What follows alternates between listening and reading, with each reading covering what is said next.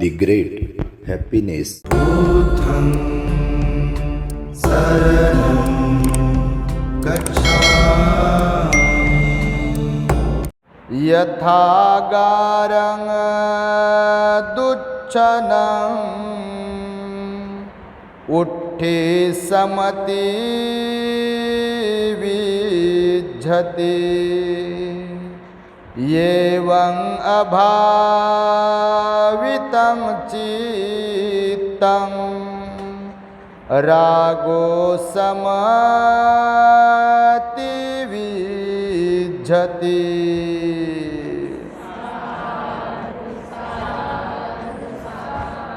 संपूर्ण विश्वाला ज्यांनी सुख, शांती, मानवता तथा दुःख मुक्तीचा आर्य संदेश दिला, असे ते दुःख मुक्तीचे मार्गदाता, दुःखमुक्त महामानव, महान कारुणिक तथागत भगवान सम्यक संबुद्ध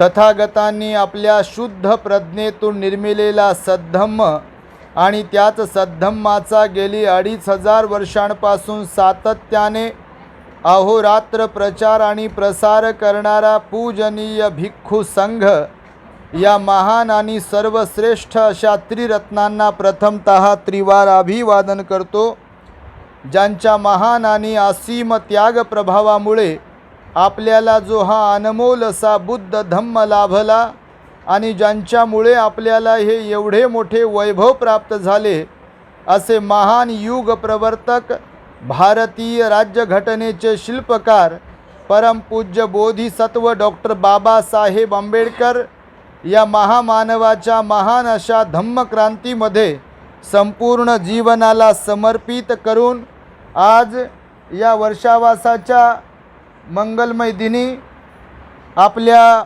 बदलापूर येथील श्रद्धावान धम्म उपासिका भारतीताई अशोक शिंदे यांच्या परिवारामध्ये धम्मदेसना श्रवण करण्यासाठी उपस्थित असलेले संपूर्ण शिंदे परिवार, शिंदे परिवाराचे सर्वच नातेवाईक, आप्तेष्ट, पाहुणे मंडळी, सचिन अशोक शिंदे आणि आपल्या या बदलापूर, टिटवाळा, ठाणे, उल्हासनगर, कामोठे, कल्याण, कर्जत या सर्वच परिसरामधून धम्मदेसना श्रवण करण्यासाठी मोठ्या श्रद्धेने उपस्थित असलेले आपण सर्वच श्रद्धावान उपासक उपासिका, बालक तथा बालिकांनो, तद्वतच दी ग्रेट हॅपीनेस या आपल्या यूट्यूब चॅनलचे सर्वच दर्शक, सर्वप्रथम तुम्हा सर्वांच्या प्रती मंगल मैत्री सद्भावना व्यक्त करतो आणि आपणा सर्वांच्या दुःखमुक्तीकरिता 2600 वर्षांपूर्वी तथागत भगवान बुद्धांनी सांगितलेल्या धम्मोपदेशास प्रारंभ करतो। आपण सर्वांनी शांत, एकाग्र आणि श्रद्धायुक्त चित्ताद्वारे या अनमोल बुद्धवाणीला आपल्या हित सुखाकरिता श्रवण करावे, ग्रहण करावे।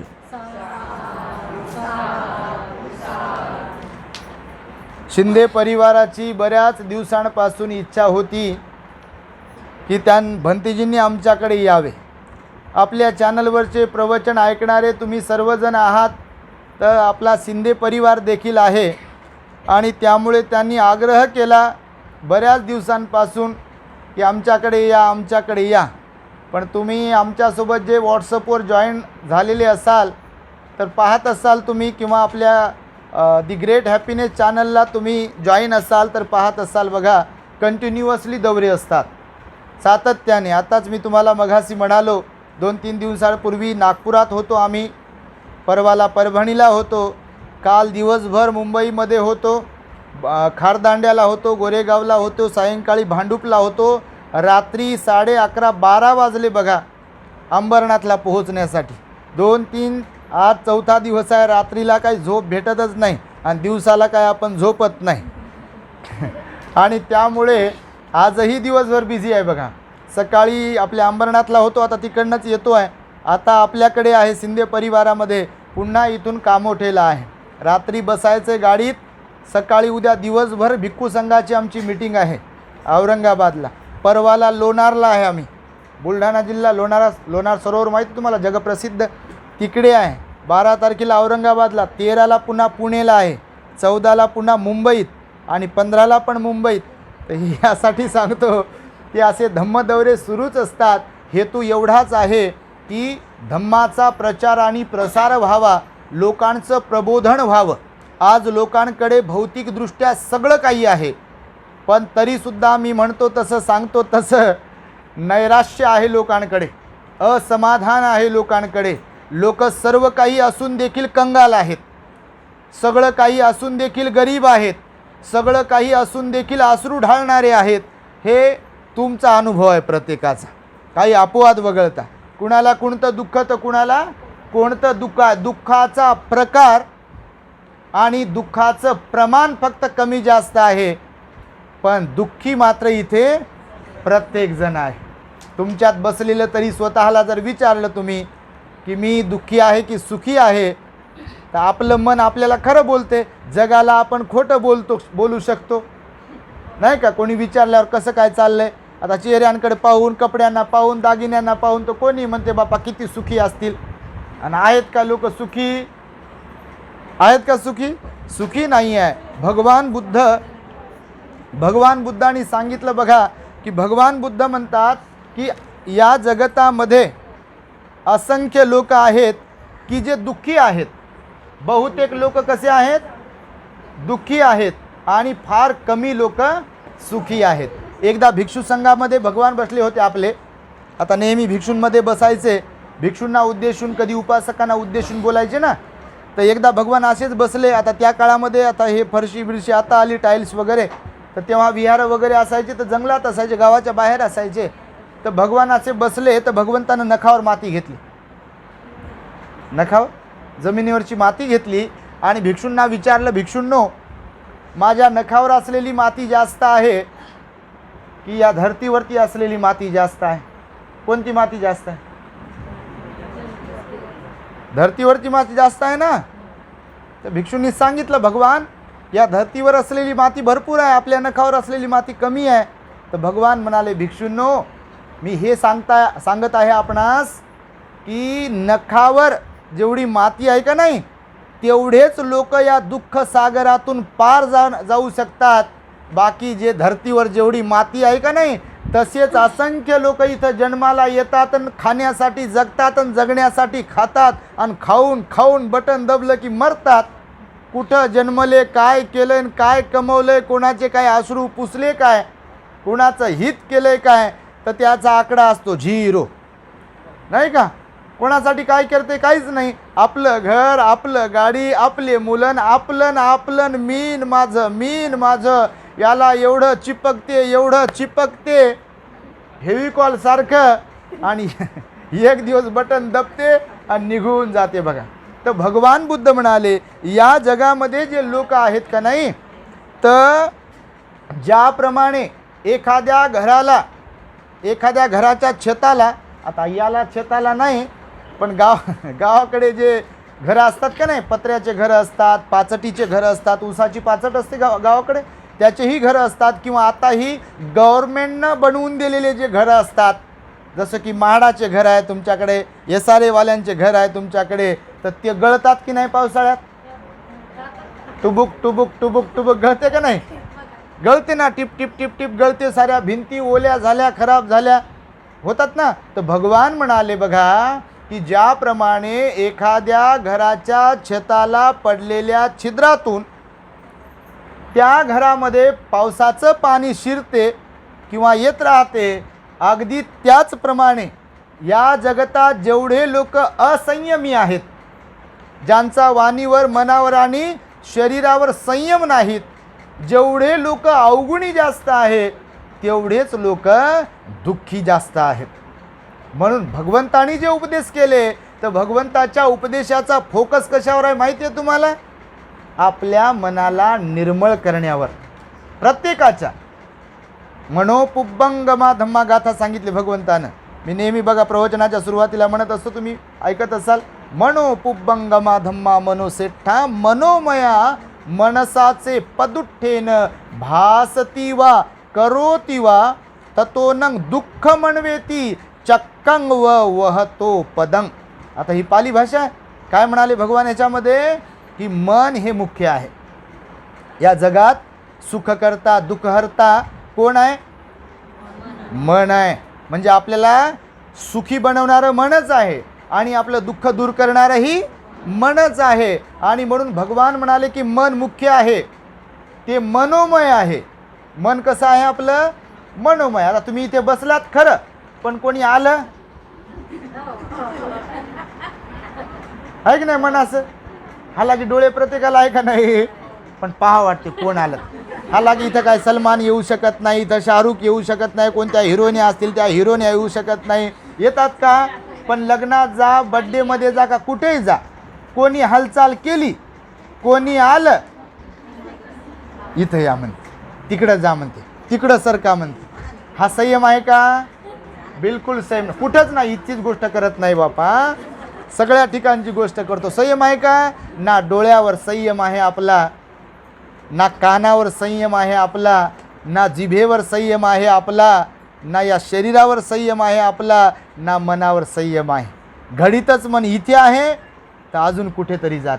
आपण बसलेलो असतो एका ठिकाणी, शरीर एका ठिकाणी असते आपलं कधी कधी, पण मन दिल्लीला जाऊन येते. आता तुम्ही कुठून कुठून आलात, पण आता वाजले समजा बा 4 वाजले, भंतेजी तर म्हणे 2 वाजता येतो, 4 वाजता तर घरी जायचं होतं मला, आणि घरी काय परिस्थिती असं, मन गेलं तिकडे. भगवान म्हणाले एका क्षणाचा 1000वा भाग जरी केला ना तर त्याच्याही पेक्षा जास्त जलद गतीने आपलं मन धावत असते. झोपलो तरी मन झोपत नाही. हे दचकून उठवणं जे असते का नाही, कोणीतरी आलं बापान आपला गळा दाबला, कोणीतरी आलं विहिरीत ढकलून देते असं वाटते लोकांना. लोक सांगतात भंतेजी मला असं स्वप्न पडलं का कोणीतरी आलं ढकलून देते मला. तर कुठं ढकलून देईल, तसे कामं नका करू ढकलून देण्याचे. असं कोणी कामं केले तर दचकून उठते म्हणते, काहीतरी मला दिसलं म्हणते, आणि असं वाटलं का मला पकडते का काय. आता ते लय काय काय स्वप्न पडतात लोकांना. भगवंतानं सांगितलं आपल्या की तुमचं मन शांत असेल, तुमचं मन निर्मळ असेल, तुमचं मन ध्यानावरती असेल, ध्यान करणारं, तर ना तुम्हाला कोणते स्वप्न पडू शकतात, ना कोणत्या स्वप्नातून दचकून उठू शकता, ना कुणाला समुद्रात, ना नदीत, ना विहिरीत कोणी ढकलून देण्याचं स्वप्न पडेल. शांतपणे तेच झोपू शकतात आणि शांतपणे तेच उठू शकतात ज्यांचं मन शांत आहे, स्थिर आहे, निर्मळ आहे, ज्यांच्या मनात अवगुण नाही आहे, कुणाबद्दल द्वेष नाही आहे, कुणाबद्दल क्रोध नाही आहे, कुणाबद्दल ईर्ष्या नाही आहे, कुणाबद्दल अहंकार नाही, कुणाबद्दल संशय नाही, असं ज्यांचं मन स्थिर आहे, ते स्थिर मन आपल्याला त्रास देत नाही. जे अस्थिर मन आहे ते आपल्याला त्रास देते. ज्याप्रमाणे उकळत्या पाण्यामध्ये चेहरा पाहू शकत नाही, आपण पाहू शकतो काय? पाहू शकतो? हवेनं हलणाऱ्या पाण्यातही चेहरा आपला आपण पाहू शकत नाही. पाहू शकत नाही म्हणजे व्यवस्थित क्लिअर दिसत नाही. दिसते काय? दिसत नाही. वाहणाऱ्या पाण्यातही आपला चेहरा आपण पाहू शकत नाही, क्लिअर दिसू शकत नाही. पण जे पाणी शांत आहे, ना हवेनं हलणारा आहे, नाही का, ना उकळता आहे, एकदम स्थिर आहे, त्या पाण्यात जर चेहरा पाहिला तर बरोबर क्लिअर दिसते. बघा, मनाचंही तसंच आहे. सुख त्यांनाच दिसते, समाधान त्यांनाच दिसते, शांती त्यांनाच दिसते की ज्यांचं मन शांत आहे. हे शिकवलं भगवंतानं आपल्या. कशावर गोष्ट केली? मनावर केली. रिसर्च कशावर केला भगवंतानं? आपल्या मनावर केला. म्हणून मनो पुब्बंगमा धम्मा मनो सेठा मनोमया मनसाचे पदुठ्ठेन. मन मनोमय आहे म्हणाले भगवान बुद्ध. मनोमय म्हणजे आता इथे बसल्या बसल्या समजा कुणाला, आता तुम्हाला नाही पण कोणाला असं वाटू शकते काय लावलं बापा याने, इथं एखादा चित्रपट लावला असता, सिरियल लावला असतं तर बरं झालं असतं, कोणी भाषण केलं असतं, आपलं नाव घेतलं असतं तर बरं झालं असतं, यांनी तर आपलं नावही घेतलं नाही. तर आवडेल का मग? तसं आवडते का माणसाला? आवडत नाही. तर मन मनोमय आहे म्हणाले भगवान बुद्ध. ते कुठेही जाते, कोणीकडे भटकवते, आपल्याला कुठेही घेऊन जाते. चांगल्या ठिकाणी रमू देत नाही आपलं मन. आपल्याला चांगलं जास्त ऐकू देत नाही. ऐकू देते काय? नाही ऐकू देत. चांगलं पाहू देत नाही, चांगलं ग्रहण करू देत नाही. हां, वाईट म्हणाल तुम्ही तर बापा किती अर्जंट कुठं जायचं असेल आणि रस्त्यावर कुणाचं भांडण तर लागाव. काय झालं म्हणते? काय झालं तिथे? कोणाची चूक होती मग? काम गेलं कुठं हे तिथं चांभार चौकशा करते का नाही? हा मानवी स्वभाव आहे. पण समजा कुठे धम्मदेसना चालली आहे, आता तुम्ही तर लय लांबून आले, लय लोक आले तुम्ही, पण फॉर एक्झाम्पल म्हणून सांगतो, चांगल्या ठिकाणी जावं वाटते का आपल्याला? सगळ्याच लोकांना जावं वाटते का? मच्छराचा स्वभाव आहे. मानवी मन कसं आहे? मच्छरासारखा आहे. मच्छराचा काय गुणधर्म असतो? आता इथं स्वच्छ केलं आहे, निर्मळ केलं आहे, तर मच्छर येईल का इथे? मच्छर कुठं जाईल? जाईल का नाही? घाणीच्या ठिकाणी मच्छर असतात. समजा कोणी प्रयोग करून पाहू आपण असं म्हटलं आणि एका बरणीमध्ये किंवा असं काहीतरी घेऊन आले मच्छर, पाहू बा आपण त्यांना चांगल्या ठिकाणी ठेवू, मस्त सजवलंय, स्प्रे मारला, परफ्यूम मारला, चांगलं स्वच्छ केलंय, पुसून घेतले सगळा एखादा रूम आणि त्या रूममध्ये सोडलं, खिडक्या दारं बंद केले, तर तुम्हाला वाटते का मच्छर रमतात तिथं? तुम्ही अशी थोडीशी खिडकी काढून तर पहा, स्वच्छ ठिकाणी थांबू शकत नाही. त्याचा गुणधर्म आहे ते घाण शोधते त्या घाणीवर जाते. भगवान म्हणाले काही माणसांचं मनही तसंच आहे बघ. दारू वाईट आहे किती सांगा कोणाला, तंबाखू वाईट आहे किती सांगा कोणाला, रागावणं वाईट आहे किती सांगा कोणाला, संशय वाईट आहे किती सांगा कोणाला, क्रोध करणं वाईट आहे किती सांगा कोणाला, कुणाला दुष्ण लावणं, अपमानित करणं, टॉर्चर करणं वाईट आहे किती सांगा कोणाला. पण मच्छरासारखं मन बनलं ना माणसाचं एकदा की त्याला तेच आवडते का नाही? बघा तुम्ही, चांगल्या गोष्टी आवडत नाही म्हणून तो विहारात जायला सगळ्यांनाच आवडत नाही, म्हणूनच ध्यान करायला सगळ्यांनाच आवडत नाही. आवडते का? न आवडणाऱ्यांची संख्या जास्त आहे की आवडणाऱ्यांची? न आवडणाऱ्यांची. बघा तुम्ही, ध्यानावर येणाऱ्यांची संख्या जास्त आहे की ध्यानातून कायम बाहेर जाणाऱ्यांची संख्या जास्त आहे? बाहेर जाणाऱ्यांची. म्हणून भगवान बुद्धांनी उपमा दिली माकडाची सुद्धा म्हणाला. आपल्या कशाची माहिती आहे का तुम्हाला? माकड, वानर माकड माहिती आहे ना? त्याची उपमा दिली. भगवान काय म्हणाले की आपलं मन माकडासारखं आहे, वानरासारखं आहे. वानर कधीच एकाच झाडावरचे फळं खाऊन संतुष्ट राहत नाही.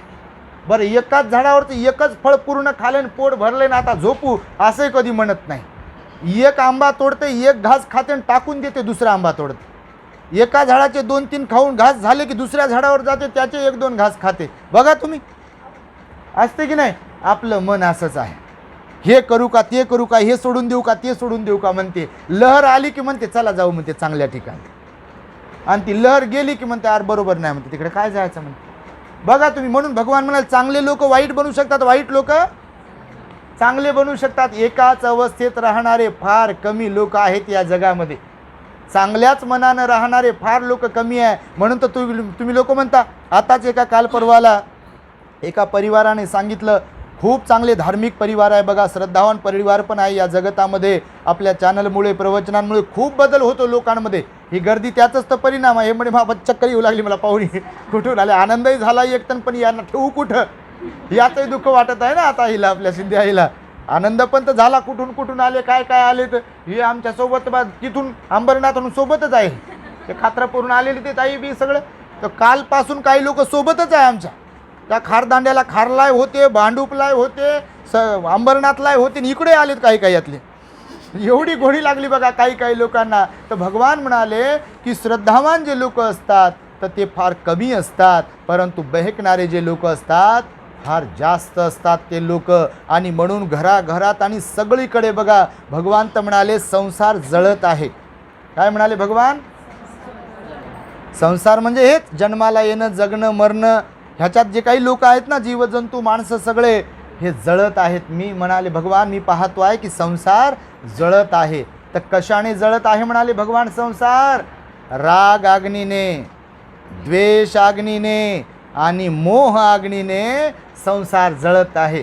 जेवढे काही लोक स्वतः दुःखी असतात किंवा इतरांना दुःखी करणारे असतात ते जळत असतात आसक्तीमुळे.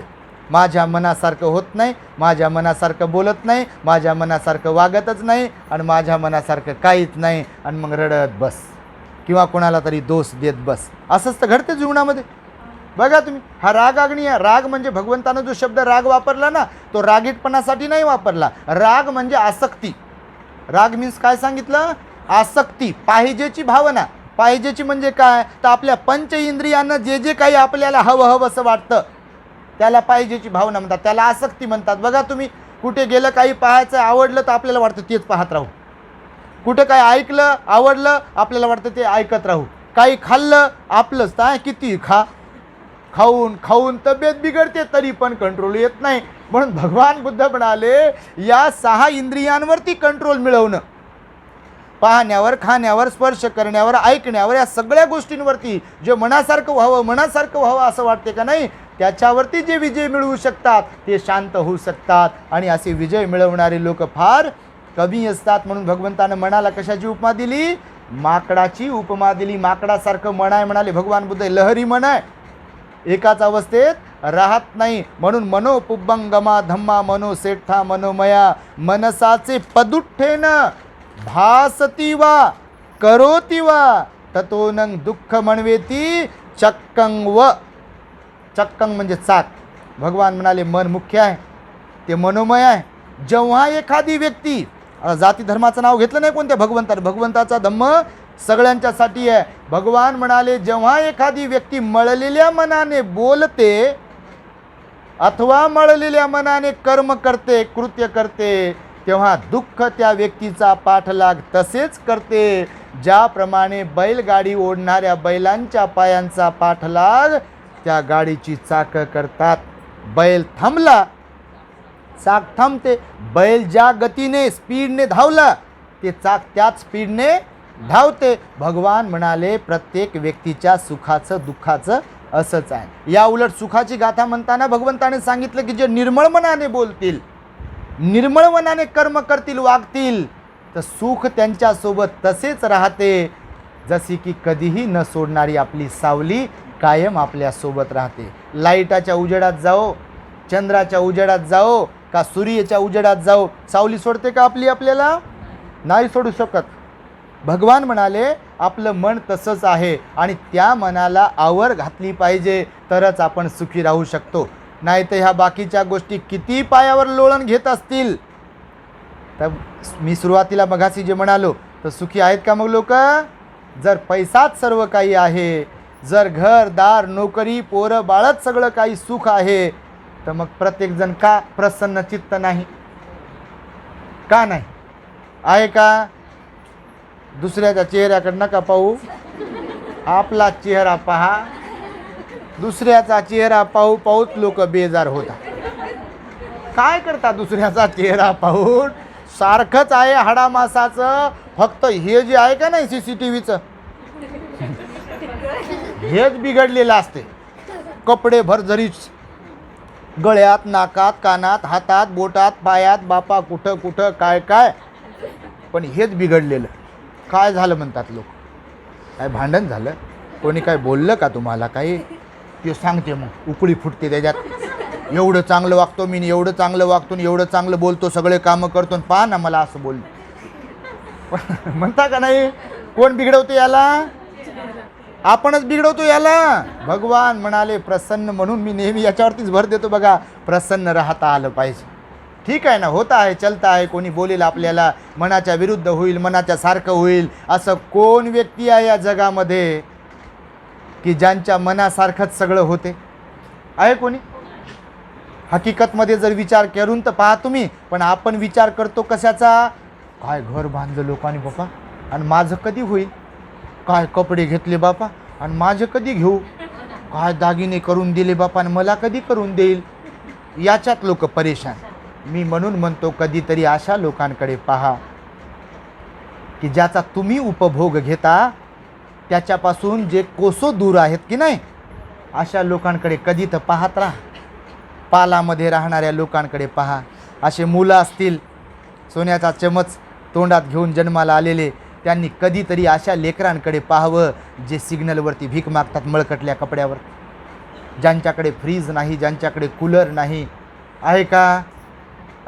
तुम्ही भरजरीचे कपडे घातले, बाबासाहेबांची मालामाल केलं तुम्हाला, पण सगळेच लोक असे आहेत का? पाहतो ना आम्ही आता लोकल ट्रेननं येताना जाताना किती घाण घाण लोक आहे. घाण घाण म्हणजे काय? गरीब लोक आहे, मळकटलेले कपडे, फाटलेले कपडे, त्यांच्याकडे जवळ उभं राहू वाटत नाही असे लोक आहेत नाहीत का या जगामध्ये? आहेत ना. पाल मांडून राहणारे लोक आहेत हो, दगडाच्या चुलीवरती स्वयंपाक करणारे लोक आज आहेत. भारत जरी महासत्ता बनत चाललेला असेल, लोक म्हणत असतील फुशारकीच्या बाता, मी तर म्हणतो अशा म्हणणाऱ्यांना एकदा घेऊन या त्या पालामध्ये. पण त्यांना कळेल ना महासत्ता कशाला म्हणतात. हकीकत वेगळीच आहे आपल्या देशाची. प्रतिज्ञेमध्ये लोक म्हणतात भारत माझा देश आहे, सारे भारतीय माझे बांधव आहेत, माझ्या देशावर माझं प्रेम आहे. आणि सगळ्या सरकारी बसमध्ये, रेल्वेमध्ये, ऑफिसमध्ये लोक थुंकलेले आहेत. आणि कोणता देश आपला आहे? कोणत्या देशावर आपलं प्रेम आहे? तुम्ही विचार तर करून आहे का प्रेम? बोलायच्या गोष्टी आहे सगळ्या. कोणाला बांधव मानतात लोक? आपल्याच देशात नको नको त्या घटना घडतात. आणि 22 त्या प्रतिज्ञेमध्ये लोक लहानपणापासून म्हणतात भारत माझा देश आहे आणि सारे भारतीय माझे बांधव आहेत. आणि आहेत का? त्यांचं नावच भारतीताई आहे बाबा. 15 ऑगस्टला जन्मल्या होत्या. 15 ऑगस्टला जन्मलेल्या लोकांचे नाव भारतीय असतात म्हणून विचारलं बा. तर नाव चांगलं आहे, देशाचं नाव भारती ठेवलं तुमचं. अशोक बापा अशोकाची भारती असं आहे ते. फार चांगलं नाव आहे. खरोखरच सम्राट अशोकाचा भारत होता, पण भारताच्या पेक्षा भारती झाल्या तुम्ही त्याच्यामुळे. तर असो, तर मी हे यासाठी म्हणून सांगतोय आपणास की बघा, सगळा खेळ आहे मनाचा. कशाचा खेळ आहे? सुखी राहणे आणि दुःखी राहणे. खेळ कशाचा? मनाचा आहे. तर भगवान बुद्ध म्हणाले बघा, या जगातील बऱ्याच लोकांना लय काय काय मिळते, लय काय काय मिळते. जसं की मनुष्य म्हणून जन्म प्राप्त झाला आपला. मांजर झालो नाही ना आपण, कुत्रा झालो नाही ना, गाढव झालो नाही ना आपण. माणूस म्हणून जन्माला आलो की नाही? माणूस म्हणून जन्माला तर आलो. सुदृढ आहोत आपण. या जगात असे कितीतरी लोक आहेत की जन्मजात अंध आहे, कोणी पांगळा आहे, नाही का? नाहीत, मूकबधीर आहे. आता ताईनं मला तिकडं येताना कोणत्या तरी सांगितलं एका की दुसऱ्या समाजाची एक भगिनी होती, प्रवचन ऐकायला आली अंबरनाथमध्ये. ते सांगत होते आता ताई, तर ते म्हणे भंतेजी मी दुसऱ्या समाजाची आहे, प्रवचन ऐकायला आले, बुद्धाचं हे ज्ञान आवडते मला, प्रवचन ऐकतो. त्यांची मैत्रिणी आपले ते नागदिवस साहेब ताई, तर त्यांनी बोलवलं, ते आल्या पुण्यावरून आत्ता अंबरनाथची गोष्ट. तर ते म्हणे भंतेजी माझे 2 मुलं बघा मूकबधीर आहे. सांगा तू. मी नेहमी लोकांना सांगतो, अहो संतुष्ट राहा, समाधानाने राहा. विचार करा की तुम्ही त्या पालामधले जन्मले असते तुम्ही तर. कल्पना तर करून पहा, कल्पनाही करविल्या जात नाही. विचार तर करून पहा की त्या 3 चुली समोर तुम्ही बसलात आणि फुकणीनं फुंकताय तिथे. कल्पनाही करविल्या जात नाही. जाते कल्पना? विचार तर करून पहा की काही लोक अंध आहेत बघा, काडीच्या सहाय्याने इकडे तिकडे जातात. जर आपण अंध म्हणून जन्मलो असतो तर? विचारही करविल्या जात नाही. जर आपण पांगळे असतो तर? जर आपण बहिरे असतो तर? जर आपण गेंगाणे असतो तर? पहा ना तुम्ही, विचारही करविल्या जात नाही. किती पुण्यवान आपले, किती पुण्यकर्म असतील मागच्या जन्माचे की आपण पूर्ण पुरुष पूर्ण स्त्री म्हणून जन्माला आलो ना, नाही का? पण तरी समाधान आहे का? नाही. कुठं समाधान आहे? रडतच राहते. दुःखच दुःख आहे म्हणते, टेन्शनच टेन्शन आहे म्हणते. बापा कोणाला टेन्शन नाही? मी नेहमी सांगतो, पटाचार्यापेक्षा जास्त दुःख आहे का हो इथे कोणाला? किसा गौतमीपेक्षा जास्त दुःख आहे का कुणाला? आहे कुणाला? कुणाला दुःख नाही. पण सगळा मनाचा खेळ आहे. आपण जर ठरवलं तर आपल्या एवढं प्रसन्न, आपल्या एवढं आनंदी, आपल्या एवढं सुखी या जगात कोणी नाही आहे. माहिती आहे तुम्हाला? कारण बुद्ध मिळाले आपल्याला, हा जीवन मिळाला आपल्याला, मनुष्य जन्म मिळाला. भगवान बुद्ध म्हणाले दुर्लभ आहे मनुष्याचा जन्म प्राप्त होणं, दुर्लभ आहे बुद्धाची उत्पत्ती होणं, दुर्लभ आहे धम्माची देसना ऐकायला मिळणं. तुम्हाला तर रोज ऐकायला मिळते का नाही? सहज घरातल्या घरात. हो भंतेजी तर कुठं करून आण, भंतेजी मोबाईलवर पाहते, भंते ऐकायला भेटते का नाही? म्हणून भगवंताने सांगितलं बघा, तुम्हाला आज मी शिकवणार आहे, अहंकारामुळे सगळ्या गोष्टी बिघडतात. कशामुळं? अहंकारामुळे सगळ्या गोष्टी बिघडतात बघा. अहंकार पश्चाताप करायला लावतो. अहंकारामुळे काय होते? एक दिवस पश्चातापाची पाळी येते, पश्चातापाची वेळ येते. कोणत्याही जाती धर्माचे लोक असो. म्हणून आपण एक तर पहिली गोष्ट स्वतःबद्दल प्रामाणिक असायला पाहिजे. आणि ज्यांनी आपल्यासाठी जीवाचं रान केलं, बाबासाहेबांनी आपल्यासाठी जीवाचं रान केलं, हे सोन्याचे दिवस कोणामुळे आहेत? म्हणजे बौद्ध लोकांचा जर विचार केला तर बाबासाहेबांमुळे. हजारो वर्ष, शेकडो वर्ष गळ्यामध्ये मडकं, कमरेला झाडू होता का नाही? कोणीच तर आलं नाही धावून. पण त्या महामानवाचा जन्म झाला, त्यानं सोन्याचे दिवस आले ना. भीमानं माय सोन्यानं भरली ओटी, काय नाचण्यासाठीच आहे का फक्त जयंतीला? तेवढ्या पुरतंच. बाबासाहेबाचे उपकार आहेत का नाही? भगवंताचे उपकार आहेत का नाही? संत महापुरुषांचे उपकार आहेत का नाही? आपल्या देशातल्या सगळ्या लोकांवर संत महापुरुषांचे उपकार आहेत, तुम्हाला मी सांगतो. पण आपल्या देशातले लय लोक भरकटलेले आहेत. सगळ्या जाती धर्माची गोष्ट करतो, टीका टिप्पणी करत नाही आपण, पण सांगतो. खऱ्याला खोटं आणि खोट्याला खरं समजणारेच जास्त लोक आहेत. कोणत्याही बाबतीत समजू शकता तुम्ही, कोणत्याही बाबतीत. बुद्ध श्रेष्ठ आहे म्हणाले बाबासाहेब, धम्म श्रेष्ठ आहे म्हणाले बाबासाहेब, संघ श्रेष्ठ आहे म्हणाले बाबासाहेब. परंतु मच्छराची मानसिकता असेल, कोण सांगावं मग त्यांना? ऐकू शकतात का असे लोक? ऐकू शकत नाहीत. असे लोक कचऱ्यासारखे वाहून जातात, माहिती आहे तुम्हाला. आणि म्हणून तुम्हाला मी सांगेल आज की अहंकार हा माणसाला फसवतो, अहंकार माणसाला डुबवतो, अहंकार माणसाला पश्चातापाची वेळ आणतो.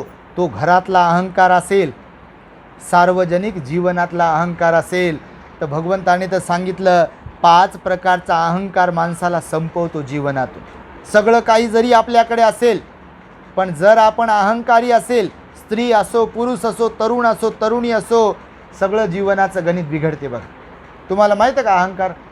5 प्रकारचे अहंकार कोणाकोणाला माहिती आहे तुमच्यात? भगवंताने सांगितले की या अहंकाराच्या नादी लोक लागलेले असतात आणि स्वतःला ओळखायचं विसरून जातात आणि इतरांकडे तुच्छपणे पाहतात. बघा तुम्ही आजही गरिबाकडे लोक असे तुच्छतेने पाहतात. गरिबाची कोण गिनती करते का? कोणी गरिबाची गिनती होत नाही, गरिबाला कोणी विचारत नाही. ना आपल्या देशात तर गरिबाला काही कवडीची किंमत नाही आहे का? तुमचे लेकरं शाळेत असतील चांगल्या चांगल्या, आता तुम्ही राहता शहरामध्ये, तुमचे लेकरं इंग्लिश स्कूलमध्ये तुम्ही टाकले असतील, शिकत असतील, शिकले असतील, बरोबर आहे. आज किती फीस आहे मंथली? किती फीस आहे सांगा तुम्ही? गरिबाच्या लेकरानं शिकावं कसं? देशामध्ये भेदभाव आहे का नाही? जे गरीब आहे कोणत्या जाती धर्माचे असो, भेदभाव आहे का नाही देशामध्ये? प्रचंड. श्रीमंत लोक श्रीमंत बनत चाललेत आपल्या देशातले आणि गरीब माणूस गरीब होत चाललेला आहे. एका वेळेची जेवणाची सोय नसलेले कितीतरी लोक आहेत आणि सोन्याच्या ताटात सोनं खाणारे कितीतरी लोक आहेत. फेसवरती करणार तर ब्लर होते, आहेत की नाही? तर भगवान म्हणाले बघा, ज्या देशातल्या, ज्या नगरातल्या आणि ज्या घरातल्या लोकांमध्ये हे 5 प्रकारचे अहंकार जर निर्माण होतील ना, तर ते घरच्या घरही उद्ध्वस्त होतात, समाज उद्ध्वस्त होऊ शकते, तो देशही उद्ध्वस्त होऊ शकते. तर भगवंताने सांगताना सांगितला की पहिला अहंकार असतो संपत्तीचा. कोणता असतो का नाही? मी नेहमी सांगतो वाकडच चालते. असं काही लोक गाडीतून खाली उतरताना असं वाकडच चालते, गाडीत बसल्यावर असंच बसते, सोफ्यावर बसल्यावर असंच बसते का नाही? बघा तुम्ही, आहेत की नाही असे लोक? फार कमी लोक असतात, दुर्मिळ, की जे असे नसतात, त्यांना पचवता येते. सगळ्यांनाच पचवता येते का श्रीमंती? पचवता येत नाही. लोक अहंकारी बनतात संपत्तीच्या मुळे. दान पुण्य तर दूर की बात है, ते कोणालाच विचारत नाही. लोकांना तुच्छ समजतात, इतरांना कोणाला मदत करत नाहीत. आणि मदत केली तर असं एकदम बा मी जणू काही हिटलर आणि तुम्ही भिकारी आविर्भावात राहतात लोक. भगवान म्हणतात ज्या लोकांकडे संपत्ती असताना जर संपत्तीचा अहंकार त्यांना आला तर गर्वाचं घर एक दिवस खाली येते. आणि मी सांगतो तसं कुत्र विचारत नाही. काही असे लोक राहतात एखाद्या बिल्डिंगमध्ये, अपार्टमेंटमध्ये, एखाद्या चाळीत, की काहीतरी सापडलंय म्हणजे बा धन दौलत आले, सगळ्यांना विसरून जाते, नातेवाईकांनाही विचारत नाही, कोणालाच विचारत नाही. हे आपल्या थाटात, मग ती स्त्री असो की पुरुष असो. बघा ना तुम्ही, असं ऐटीतच एकदम. मी मागे उंदराची गोष्ट सांगितली होती बघा अहंकाराच्या बाबतीत, तुम्हाला आठवत असेल, तुम्ही ऐकत असाल, माहिती आहे का तुम्हाला? एका उंदराने हिरा गिळला होता राजाच्या खजानातला. ऐकता तुम्ही? ऐकलं? सगळ्यांना ऐकलं. शॉर्टमध्ये सांगतो. एका उंदरा अहंकार कसा असतो बघा, आणि खरंच अहंकार माणसाला सगळ्यांपासून वेगळं कसा काढतो, बाजूला घेऊन जातो. तर उंदराने हिरा गिळला राजाच्या खजान्यातला, आणि 3 हिरे होते. एक हिरा गिळला तर सिक्युरिटी गार्ड होत, बॉडीगार्ड ते असतात सिक्युरिटी गार्ड तिथे, त्यांनी पाहिलं उंदराने हिरा गिळला. राजाला सांगितलं, सगळ्यांना सांगितलं उंदराने हिरा गिळला. आता उंदर लय काबाडखान्यामध्ये उंदरं खूप ना. आता कोणत्या उंदराला पकडाव तो कोण पकडाव आणि कसं पकडाव आणि नेमकं त्यालाच कसं पकडाव ह्याच्याबद्दल चर्चा सुरू झाली. अरे उंदराने हिरा गिळला, रे उंदराने हिरा गिळला, आणि पकडाव कोणानं कसं पकडाव. तर गावामध्ये नगरामध्ये एक माणूस होता उंदरं पकडणारा. असतात उंदरं पकडणारे लोक आज, मांजरं पकडणारे, उंदरं पकडणारे, ससे पकडणारे, काय काय पकडणारे लोक आज आहे नाही का? आहे लोक. तर मग त्याला बोलून आणलं. ती आला राज दरबारातला उंदीर पकडायचा आहे ज्यानं हिरा गिळला. त्यानं विचारलं कुठं राहतात उंदरं, कुठं राहतात. आता उंदरं कुठं राहतात, तर उंदरं ठराविक ठिकाणीच राहतात, बरोबर की नाही. घर जरी असेल तर त्यांचं ठिकाण असतं ठरलेलं. तर मग त्याला सांगितलं की तिथं गोदामामध्ये उंदर राहतात, जिथं धान्य बिन्य ठेवलेलं असते ना. चला म्हणे मला दाखवा फक्त उंदरं कुठं राहतात. याला दाखवलं उंदरं गोदामाच्या तिथे राहतात म्हणून. हे म्हणे ठीक आहे म्हणे, हरकत नाही, पकडतो म्हणे. हिरा गिळला का म्हणे उंदरानं. बरं, हे गेलं त्या गोदामामध्ये, यानं पाहिलं, सगळ्या उंदरावर नजर टाकली. आता प्रत्येकाचा नजरिया वेगवेगळा असते. कुठं गेले तरी बघा, काही लोक वर खाली पाहणारे असतात, काही लोक शांत असतात, काही लोक वर खालीच पाहणारे. कुणाला काही तुम्ही दाखवा न दाखवा, काही विचारा, सांगा न सांगा, ते तुमच्या गळ्याकडे पाहतील, कानाकडे पाहतील, कोणाकडे पाहतील, इकडं पाहतील, तिकडं पाहतील, कोण आलंय, आणि घड्याळाकडे पाहतील. काही लोक विचारूच नका, प्रत्येकाची तऱ्हा वेगवेगळीच आहे बघा. कोणाला घाम येत असेल तर फॅनकडेच पाहते, बटनाकडे पाहते, घड्याळाकडे पाहते, कोणी कोणाकडे पाहते बघा. पाहते की नाही. आता इथं आली ही मूर्ती एवढी सुंदरच्या सुंदर आहे, कोणी या मूर्तीकडेच पाहत असेल, बाबा कुठून चोरून आणली का, काय विकत आणली का, दानात भेटली का, काय भेटली. बघा तुम्ही प्रत्येकजण. कोणी भंतीजीच पाहिले ना ते भंतीजीकडे पाहत, बाबा भंतीजी कसे बोलू लागले, काय बोलू लागले, एवढं काय फास्ट बोलू लागले, काय विचारूच नका तुम्ही. तर ते उंदरवाल्याला उंदराचा अभ्यास, जसा डॉक्टरला डॉक्टरकीचा अभ्यास असते का नाही. मेडिकलवाल्याला मेडिकलचा अभ्यास आहे, रिक्षावाल्याला रिक्षाचा अभ्यास आहे. प्रत्येकाला, तुम्ही गृहिणी आहेत, तुम्हाला स्वयंपाकाचा चांगला अभ्यास आहे. तुमच्या माणसाला एक दिवस सांगितलं माझी तब्येत बिघडली हो, 2 चपात्या टाकता का. चपात्या मी टाकते का चपात्या, ते साहेब असेल ती बाहेर, पण चपात्या कुठं टाकता येईल, म्हणजे जमत नसेल तर जमत नाही.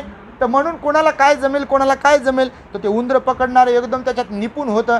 त्याला दाखवले उंदरं इथं राहतात. ते गेलं, त्यानं बरोबर त्याच उंदराला पकडलं बघा. त्याच उंदराला, ते उंदीर बाजूला होतं सगळ्या उंदरांपेक्षा. उंदरं होते ना एकाच जागी राहतात बघा, काही काही ठिकाणी उंदरं. तर एकच उंदीर बाजूला होता, त्यालाच बरोबर पकडलं, आणि त्याला पकडलं आणि त्या महामंत्र्याच्या हवाली केलं, आणि त्याला म्हणे याला कापा आणि याच्यातून तुम्हाला हिरा भेटेल. सगळे याच्या तोंडाकडे पाहायला लागले. तू म्हणे कसं काय तुला समजलं की त्याच उंदराला पकडलंच कसं, याचं राज तर आम्हाला सांग. नाही का, काही राज असेल तर बघा लोकांना वाटते हे आम्हाला माहीत हो, हे आम्हाला माहीत व्हावं झालं. तर त्याला विचारलं, तर त्यानं सांगितलं राजाला, गणित महाराज मी हे यामुळं ओळखलं म्हणे की याच्याबरोबर मी माणसाचं गणित जोडलं म्हणे. काय जोडलं म्हणे, माणसाच्या स्वभावाचं गणित. राजा म्हणे कसं काय. महाराज म्हणे काही काही लोक या जगामध्ये झटकीपट श्रीमंत जर कधी झाले किंवा सहज जर श्रीमंत झाले तर ते त्यांच्या ज्ञाती बांधवांकडे पाहतात आणि त्यांना तुच्छ समजतात. समजतात का नाही, समजतात. होच म्हणू शकता तुम्ही, खरंच समजतात तुच्छ. तर माणूस बघा श्रीमंत झाला, धन मिळालं तर सगळ्यांनाच पचवता येत नाही. काही काही एकारच जातात बघा. आयटीत बसणं, आयटीत चालणं, आयटीतच झोपणं, कोणालाच न विचारणं, कोणाकडे न जाणं, कोणाकडे गेले चहा घ्या ना, नाही चहा जमत नाही आपल्याला, पाणी घ्या ना, नाही जमत नाही म्हणते आपल्याला, काय खा ना, नाही आता जेवून आलो म्हणते. सारं लबाडी त्याची आणि तिची असते का नाही. म्हणजे आपल्याला असं समजतात जणू काय मीच या जगात एक वेगळा प्राणी आहे त्या उंदरासारखा. असतात ना असे. अहो काही नसते, तुम्हाला सांगतो हे जग सारखंच आहे, आपणच वेगळे नाही जगापेक्षा आहोत का. हकीकतमध्ये पाहिलं ना तर आपण कोणत्याही बाबतीत किती पुढे जरी असलो तर आपणच वेगळे नसतो. या जगात लय लोक आहेत की आपल्यापेक्षा भारी. फक्त आपण आपल्याला सांगितलेलं आहे की माझ्यासारखं कोणीच नाही, माझ्यासारखं कोणीच नाही. म्हणून भगवंतानं सांगितलं संपत्तीचा अहंकार मनुष्याला डुबवतो आणि दुःखी करतो. दुसरा अहंकार सांगितला बघा सौंदर्याचा. दुसरा अहंकार कोणता सांगितला? सौंदर्याचा अहंकार. आता असते की ना सौंदर्याचा अहंकार? असते ना बापा. काय म्हणता नसते? नसते कसं म्हणाल तुम्ही? सौंदर्याचा अहंकार असते. तुम्हाला उदाहरण दाखल जर सांगायचं झालं तर भगवंताची सिद्धार्थ गौतम असतानाची रूपनंदा नावाची बहीण होती. महाप्रजापती गौतमीची मुलगी. माहिती आहे का तुम्हाला? नंद हे भाऊ होते, महाप्रजापती गौतमीचा मुलगा, आणि रूपनंदा त्यांची बहीण. तर रूपनंदा ही सुंदर होती आणि तिला सौंदर्याचा गर्व होता. मी नेहमी सांगतो, राजा बिंबिसाराची एक पत्नी होती खेमाराणी, अत्यंत सुंदर होती. तिला सौंदर्याचा गर्व होता. सारं राजगृह नगर भगवंताला शरण आलं एकाच व्यक्तीला सोडून, ते म्हणजे राजा बिंबिसाराची पत्नी खेमाराणी. तिला वाटायचं भगवान बुद्ध सौंदर्याला महत्त्व देत नाहीत. मी जर भगवंताकडे गेलं तर भगवान मला म्हणतील की हे सौंदर्य काही कामाचं नसते. आणि खरंच कामाचं नसते. काय असते काय कामाचं? हां असते का? जे लय सुंदर असतील त्यांना जड जाईल स्वीकारायला. पण भगवान बुद्ध म्हणाले, मी सकाळी पण सांगितलं, काल पण सांगितलं की आपण जेव्हा मरतो का नाही, मरण प्रत्येकालाच आहे, मी तुम्ही सगळेजण जाणार आहोत. तर मेल्या मेल्या आपण कवडी मोल होतो. कोणी असो, श्रीमंत असो, सुंदर असो का कोणी असो. मी सकाळी सांगितलं, रोजच सांगतो. लोक म्हणतात बॉडी कुठपर्यंत आली म्हणतात. काय म्हणतात? नाव घेतात का? मॅडम कुठपर्यंत आल्या, ताई साहेब कुठपर्यंत आल्या, साहेब कुठपर्यंत आले, भाऊ कुठपर्यंत आले, भाई कुठपर्यंत आले म्हणते का? ऐकलं का तुम्ही असं? प्रेत कुठपर्यंत आलं, बॉडी कुठपर्यंत आली. प्रेत उचला म्हणतात, बॉडीला उचला म्हणतात, वास सुटला आता, आणि अग्निडाग द्या म्हणतात, आणि चला म्हणतात, आता झाला अग्निडाग द्या. थांबतात का लोक जवळ? ज्या शरीरावर ज्या सौंदर्याचा आपण अहंकार बाळगू बाळगू लोकांना तुच्छ लेखलेलं असते, आपलं मन घाण केलेलं असते, येते का सौंदर्यासोबत? कोणाचं तरी येते का? किती नाक डोळे हे कान किती चांगले असू द्या हो, ह्याला किती वरतून मालिश करू द्या, आपण काय काय सारवू द्या, पण ह्याची हकीकत काय आहे? कोणाची असो, असं नाव ठेवत नाही आपण, पण हकीकत काय आहे याची? आम्रपालीला शिकवलं. आम्रपाली नगरवधू होती, एवढी सुंदर होती की असा पात्र पुरुष कोणी नव्हता तिच्याशी लग्न करू शकेल. माहिती आहे तुम्हाला? काय सौंदर्य असेल तो आपण कल्पनाच करू शकतो. पात्र पुरुष कोणी नव्हता वैशाली नगरीमध्ये. नगरीत, वैशाली नगरी, पात्र पुरुष कोणी नव्हता तिच्याशी लग्न करू शकेल. भगवंताला शरण आली, भगवंतानं दाखवलं. भगवंताला हवा घालणाऱ्या, वारा घालणाऱ्या तिच्यापेक्षा सुंदर सुंदर. त्या खेमा राणीला दाखवल्या तिच्यापेक्षा एकदम कमी वयाच्या मुली भगवंताला हवा घालत आहे. एका क्षणात तिचा गर्वहरण झाला सौंदर्याबद्दलचा. लगेच भाव तिच्या मनात प्रकट झाले. कोणत्या सौंदर्याचा मी गर्व करत होते? भगवंताला जरी माझ्यापेक्षा सुंदर असलेल्या युवती हवा घालू शकतात, मी काय या सौंदर्याचा अहंकार बाळगू? एका क्षणात भगवंताला शरण आली ती खेमाराणी. खेमाराणीचं चरित्र आहे बघा, बौद्ध साहित्यात असं वर्णन केलेलं आहे. आम्रपालीचं चरित्र आहे, वर्णन केलेलं आहे. आणि भगवंतानं दाखवलं मग हे शरीर कसं जीर्ण जीर्ण होत जाते. लहानपणातले गाल तारुण्यात नसतात. माझे तुमचे सगळ्यांचे लहानपणात असे करतात बघा. कोण गालगुचे घेतात ना? घेत नाही का? ये म्हणते बाळाला, कोणत्या बाळाला म्हणते ये ना बाळा, ये ना बाळा. आणि तेच बाळ मोठं बिघडलंय, तरुण झालं, त्याला म्हणते का ये ना? अर त्याला बोलू नका म्हणते, त्याच्यासोबत राहू नको म्हणते, तिच्यासोबत राहू नका म्हणते. म्हणता का नाही तुम्ही? बाळाला कोणी घेते?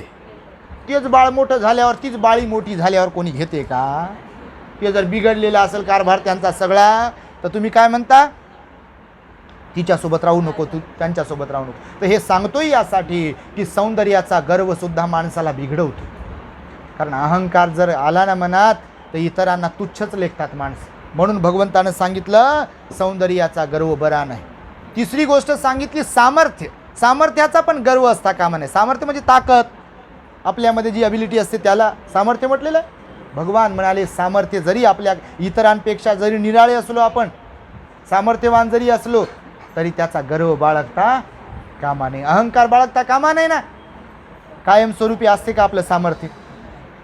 एका जवान मुलाला, जिम जॉईन केलेल्या मुलाला, जिममध्ये जाणाऱ्या मुलाला, मुलीला वेट लिफ्टिंग करताना 100 किलो वजन उचलेल आणि म्हातारपण आल्यावर उचलू शकते का?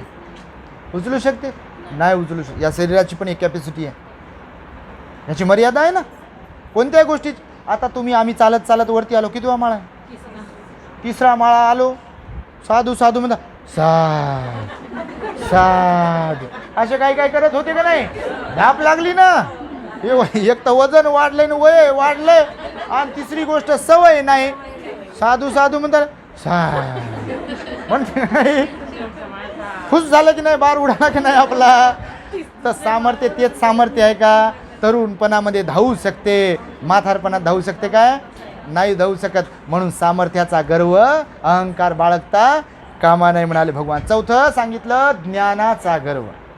हे लय डेंजर आहे, सगळेच डेंजर आहेत, पण हे लय डेंजर आहे. लगे दुसऱ्याला मंगळावरून, दुसऱ्याच ग्रहावरून आले की काय असं समजते आपल्याला काही येत असेल. मी तर म्हणतो बापा, विहारात जाणारे वंदना येत असेल आणि नवीनच कोणीतरी आलंय, ते यांचा अहंकार, मला येते, मला येते, मला येते. जे येते त्याचा अर्थ गेला कुठं? आणि मला येते, मला येते, मला येते. शिबिराला गेलेत अवगुण कमी करायला. मी शिबिर केलं, 2 शिबिर केले, 3 शिबिर केले, तुम्ही केले का? केले नाही? अरे काय तुम्हाला काहीच समजत नाही. शिबिरं केलेत अवगुण काढायला आणि त्याचा अहंकार. मी शिबिर केले, मी वाईट नका वाटू देऊ, तुम्ही नाही तसे, तुम्ही तर लय चांगले, तुमच्यासारखं तर कोणीच नाही. पण जे इकडं आले नाही त्यांची गोष्ट सांगतो तुम्हाला. असते का नाही ज्ञानाचा अहंकार? बिलकुल असते ज्ञानाचा अहंकार. मलाच येते म्हणते, मलाच समजते, मलाच जमते, आणि दुसऱ्यांना जमत नाही म्हणते. कोणत्याही बाबतीमध्ये तुम्हाला सांगतो, कोणत्याही बाबतीमध्ये अहंकार असतो तर ज्ञानाचा अहंकार बरा नाही. इथे प्रत्येकच ठिकाणी ज्ञानच कामी पडत नाही. जीवन लय मोठं आहे, ज्ञानच कामी पडते का? पडते का? पडते. लय डिग्र्या घेतल्यात आणि समजा मायबाप शेतकरी आहे आणि यानं लय डिग्र्या घेतल्यात, लहानपणापासून बाहेरच समजा, आणि हे आलंय गावाकडं आणि याला म्हटलं ती पण धरतो काय, पेरतो का? जमते काय? जमते? तुम्ही शहरात राहता, समजा तुमचा जन्म इकडं झालाय आणि तुमची आई समजा राबली गावाकडे, आता समजा ती आई इकडंच आली आणि तुम्हाला नेलं गावाकडे, पातीला बसवलंय. पात समजते का तुम्हाला? निंदायला बसवलं एखाद्या ओळीमध्ये आणि निंदा.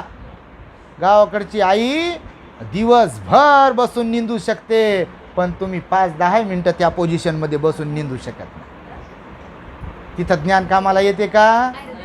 तिथं तिथचं ज्ञान कामाला येते, शिक्षणाचं ज्ञान कामाला येत नाही. म्हणून आपल्याकडे जे कोणतं ज्ञान आहे त्या कोणत्याही ज्ञानाचा अहंकार बाळगता कामा नये. शेवटचं सांगितलं भगवंतानं, अहंकार, कुळ आणि जातीचा अहंकार.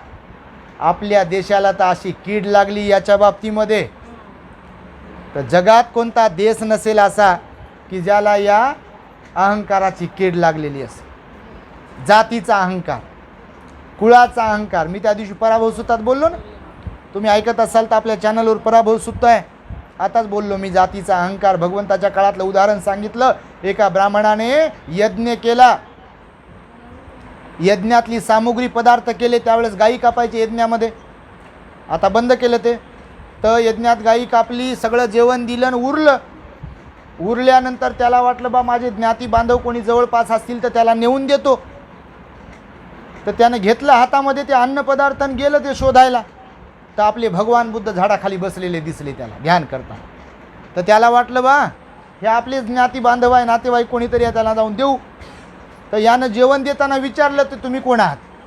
आता तुमच्याकडे भाड्यानं किरायानं कोणी येत असेल राहायला तर लोक विचारतात आडनाव काय तुमचं. मुंबईला जास्त घडत नाही, पण औरंगाबाद, नाशिक इकडं आहे, नांदेड, परभणी, हिंगोली, लातूर, उस्मानाबाद, इकडं घडते हे. वाशिम, अकोला, कोणते कोणते घेऊ, सगळीकडेच जातो आम्ही. तर बघा लोक विचारतात आडनाव काय आहे. आडनावावरून जर त्यांची दुर्बीण चालली नाही तर गाव कोणतं आहे म्हणतो, कोणीकडचे आहे म्हणतो. पाटील तर समज, शिंदे तर समजता म्हणे, पण एकनाथ शिंदेचे तर नातेवाईक तुम्ही नाही. साताऱ्याचे आहे का म्हणतो तुम्ही, तर नाही नाही. साताऱ्यातल्या कोणत्या गावचे आहे म्हणते, साताऱ्याचे सांगितलं तरी विचारते का नाही. बघा एवढे लोक आपल्या देशातले बारीक मनवाले आहेत बघा, छोट्या मनवाले. आणि त्यामुळे भगवंतानं सांगितलं की कुळाचा जातीचा अहंकार सुद्धा मनुष्याला असतो आणि अहंकार माणसाला धार्मिक बनू देत नाही. बघा तुम्ही, आम्ही पाहतो काही काही लोक कार्यक्रमात येतात का नाही, तर लयत पैसेवाले लय टेकीवाले. टेक समजते तुम्हाला, टेक समजते का तुम्हाला, आविर्भाव अहंकार, या अहंकाराचं दुसरं नाव टेक. तर काही काही असतात लय कुठून कुठून आलेले बा श्रीमंतीतून, तर त्यांना वाटत नाही गुडघ्यावर बसावं बा आणि पंचांग प्रणाम करावं का, तर मी गुडघ्यावर बसू का. सोफ्यावर बसणारी व्यक्ती मी गुडघ्यावर बसू आणि माझे कपडे जर खराब होतील तर नाही, असा विचार करतात लोक. अहंकार जर असेल तर. आणि म्हणून हे 5 प्रकारचे अहंकार आहेत, ते मनुष्याला चांगलं काम करू देत नाहीत. करू देतात का नाही. दारू प्यायला घेऊन जातील. मी आता मगाशी बोलताना सांगितलं, आमचा एक परिवार आहे, आपला एक परिवार आहे, श्रद्धावान आहे, धार्मिक आहे, सगळं व्यवस्थित चाललं होतं. पण कधी कुणाच्या संसाराला, कधी कुणाच्या धनाला, कधी कुणाच्या कशाला नजर लागेल. नजर म्हणजे काय, नजर बिजर लागत नाही. नाही तर काही लोक बा हातात काळा धागा, पायात काळा धागा आणि कशात कशात काळा धागा. मी म्हणतो बापा, आम्ही लहानपणापासून भंतीजी झालो तर आम्ही तर कोणताच धागा कुठं बांधला नाही काळा बिळा, तर आम्हाला कोणाची नजरही लागे ना. काय लागेल नजर कोणाची, काही नजर बिजर लागत नाही कोणाची. पण असे काही लोक असतात जगतामध्ये, या आपल्याला बिघडवायला बसले, आपल्या घराला बिघडवायला बसले. भगवान म्हणाले अशा मूर्ख लोकांपासून सावध राहिलं पाहिजे. म्हणून चांगल्यांच्या सहवासात जा, वाईट यांच्या सहवासामध्ये जाऊ नका. म्हणून धार्मिक बनवा स्वतःला, म्हणून बुद्धाला शरण जा, म्हणून धम्माला शरण जा, म्हणून संघाला शरण जा, म्हणून चांगल्याच ठिकाणी जा, चांगल्या लोकांकडे जा जे मनानं चांगले आहे. अहो त्या घरातले एक व्यक्ती बिघडली ना, सगळं व्यवस्थित होतं, नादी लावलं लोकांनी. कुठं कुठं जा, इकडं जा, तिकडं जा, कारण शहानशोक जास्त असतात. जेवढी श्रीमंती तेवढे शहानशोक जास्त, आणि पैसा शांत बसू देत नाही, उकळ्या फोडते. उकळी समजते ना तुम्हाला, अशी उकळी फुटते. त्या सट्टा खेळायला जाऊ का, पत्ते खेळायला जाऊ का, दारू प्यायला जाऊ का, मावा खाऊ का, अजून कशा कशात जाऊ का, लोकांकडे जाऊ का, कोणत्या पार्ट्या करू का. करतात की नाही लोक, करतात लोक. असे काही अपवाद वगळता लोक करतात आणि उद्ध्वस्त होतात. एकदा का कोणतं व्यसन लागलं ना माणसाला, माणूस बाई कोणी असो, तरुण तरुणी कोणी असो, कोणतंही व्यसन एकदा लागलं ना, वाईटाच्या संगतीत राहण्याचं व्यसन लागलं, बस आपण उद्ध्वस्त झालो, आंधळे होतो आपण. या अहंकाराने लोक आंधळे होतात. माहिती समजत नाही लोकांना सहज, कारण आपले अवगुण थोडी दिसतात. आपल्याला दिसतात का, आपले अवगुण दिसतात आपल्याला, दुसऱ्याचे दिसतात अवगुण. बहिर्मुखी आहे ना आपण, दुसऱ्याचे अवगुण लगेच दिसतात, आपले कुठं दिसतात. आपले झाकू झाकू, झाकू झाकू, लपू लपू, लपू लपू, मी नाही केलं, मी नाही बोललो, मग काय झालं असं म्हणते बघा.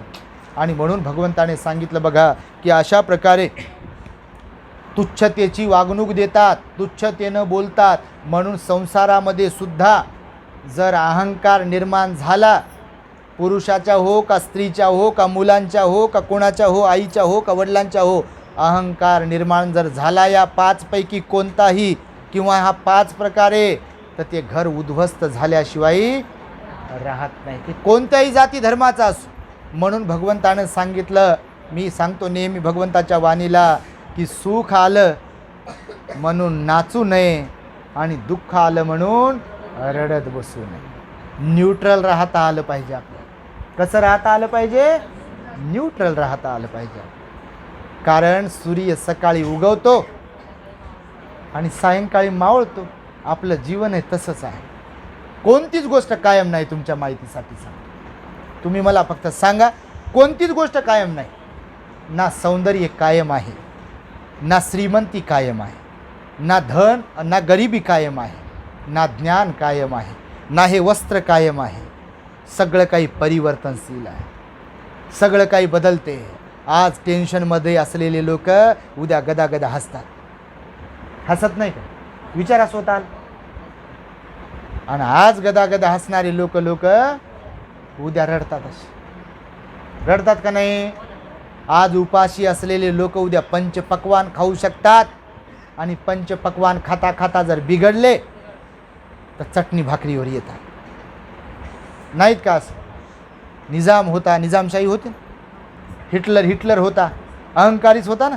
फाशी घेऊन आत्महत्या, विष पिऊन आत्महत्या करावी लागली. माहिती आहे हिटलरचं बायोग्राफी? माहिती आहे तुम्हाला हिटलरचं मरण कसं झालं? हिटलरचं मरण कसं झालं?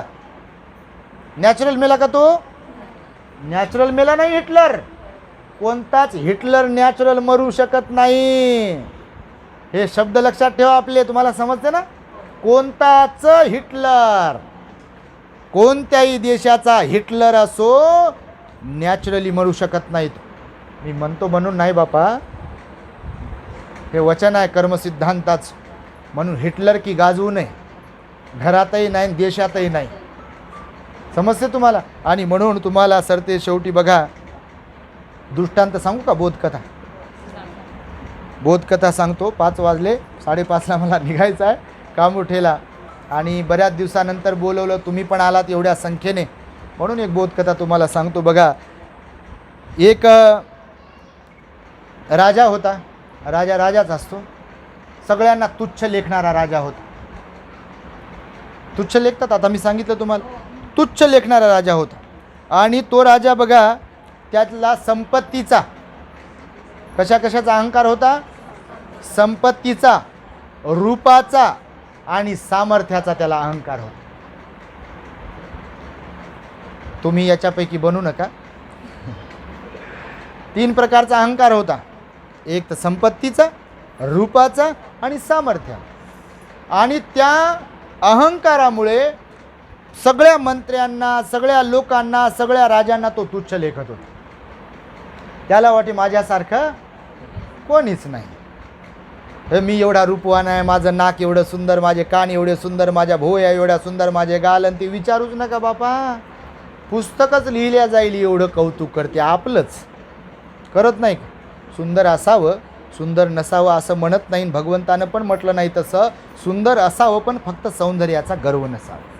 आपल्या सौंदर्यामुळे दुसऱ्याला हिणवणाऱ्यापैकी आपण नसलो पाहिजे. श्रीमंत असावं, संपत्ती असावी, पण आपल्या श्रीमंतीमुळं, धनामुळं, संपत्तीमुळं आपण दुसऱ्याला हिणवणं नाही पाहिजे. सामर्थ्य असावं, पण आपल्या सामर्थ्यामुळे दुसऱ्याला हिणवणाऱ्यांपैकी आपण नसलो पाहिजे. तर राजा मात्र याच्या उलट होता, हिणवत होता. मी एवढा सामर्थ्यशाली आहे, माझ्याशी कोणी युद्ध करू शकत नाही. जर कोणी युद्ध केलं तर मी त्याला लगेच हरवू शकतो. माझं रूप पहा, माझा धाडधिप्पाडपणा पहा, माझं आरोग्य पहा, मी किती चांगला आहे. आणि धन संपत्तीचा तर काही विषयच नाही. मग एक दिवस असं झालं की एक संन्यासी, संत पुरुष, सज्जन पुरुष त्याच्या दरबारात आला त्याची परीक्षा घेण्यासाठी. कोण कधी परीक्षा घेईल सांगता येत नाही. हे जे सुरू आहे याच्याद्वारे तुमची पण परीक्षा घेणं सुरू आहे. त्या परीक्षेत तुम्ही पास झाले पाहिजे, हे लक्षात ठेवा. नाही तर तुम्ही काय लागलं सांगायला असं म्हणून जर नापास झाले तर या जगात दुसरं कोणतंच औषध नाही तुम्हाला बदलवण्यासाठीच. आहे का औषध? आहे. आपण कोणाचं तरी ऐकणाऱ्यांपैकी असलो पाहिजे. आणि कोणाचं तरी मध्ये कोण बसलं पाहिजे? तर कल्याण मित्र बसले पाहिजे. बुद्ध, धम्म, संघ या मार्गावर चालणारे भिक्खू, विनयधारी सिलवान असतील, किमान त्यांचं तरी ऐकणाऱ्यापैकी आपण असलो पाहिजे. तरुण असा, तरुणी असा, कोणी असो. राजा अहंकारी होता. तो संन्यासी गेला आणि राजाला सवय होती, तुम्हाला काय पाहिजे, तुम्हाला काय पाहिजे, म्हणजे मी काय देऊ शकतो तुम्हाला. तर म्हणजे असं नव्हतं की बा तुम्हाला काय मदत करू शकतो. अहंकारातून तुम्हाला काय पाहिजे असे असतात काही काही लोक बघा. तर राजाचा तसा स्वभाव होता. तर तो संन्यासी असाच नव्हता. घरदार सोडलेले लोक असेच नसतात, तुमच्या माहितीसाठी सांगतो. काही लोकांना वाटतं भंतीजीला काय कळते. आता तुम्ही चिंतन करणारे असाल तर हे एवढी बडबड चालली तर तुमची टूप पेटत असेल तर तुम्हाला थोडं तर कळत असेल की बापा, अरे बापा, हे असं वाटत असेल तुमच्यापैकी कोणाला तरी. जे आम्हाला समजत नाही ते शिकवत आहे ना भंतीजी, तसंच तर आहे ना. म्हणजे माझीच गोष्ट करत नाही, कुठल्याही भिक्षूची. तर मग तो राजा त्या संन्यासाला म्हणे, तुला काय पाहिजे. संन्यासी हसायला लागला. अरे राजा, तू मला काहीच देऊ शकत नाही म्हणे. असा म्हणे संन्यासी. याला संताप आला. कोणाला?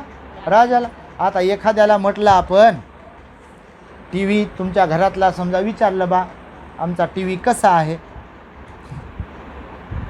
तुम्ही LED LCD काय टी व्ही घेतला असेल, होम थिएटरसारखा टी व्ही घेतला असेल समजा फॉर एक्झाम्पल, आणि तुम्ही कोणाला विचारलं बा टी व्ही कसा आहे, आणि त्या समोरच्यानं सांगितलं नाही हो, फसले तुम्ही, हा कशाला घेतला, आमच्या घरचा टी व्ही पाहिला का तुम्ही. एवढंच बोलावं फक्त. काय होते, गणित बिघडते का नाही. बापा लयच बिघडते गणित.